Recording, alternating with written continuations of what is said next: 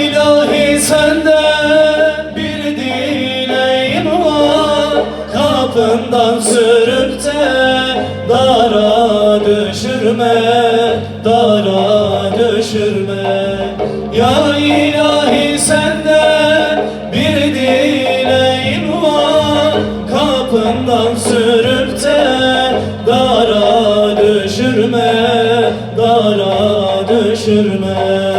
Öter bülbülleri ahu can kuşu, maksudu giryana hara düşürme.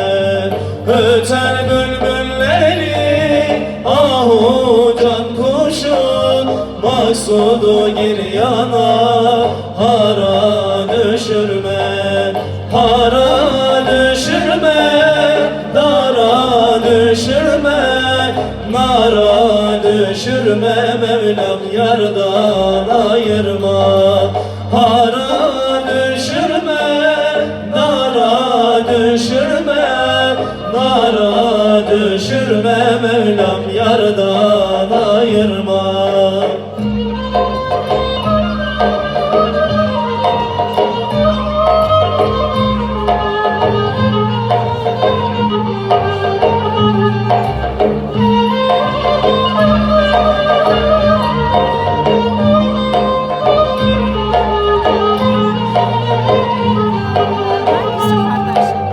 Cemalin nurudur aşığın canı, aşık feda etmiş ezelde kanı, ezelde kanı.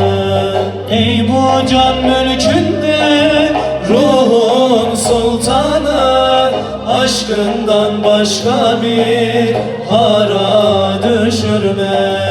Ey bu can mülkünde ruhun sultanı, aşkından başka bir hara düşürme, hara düşürme, dara düşürme, nara düşürme. Mevlam yardan ayırma, hara düşürme, dara düşürme, nara düşürme. Mevlam yardan ayırma.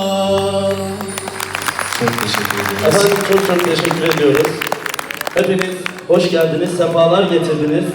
Bizler Erzurumlu olmaktan gurur duyuyoruz. Bravo Lalaş. Sizlerle birlikte buluştuğumuzdan şeref duyuyoruz. İlk Erzurum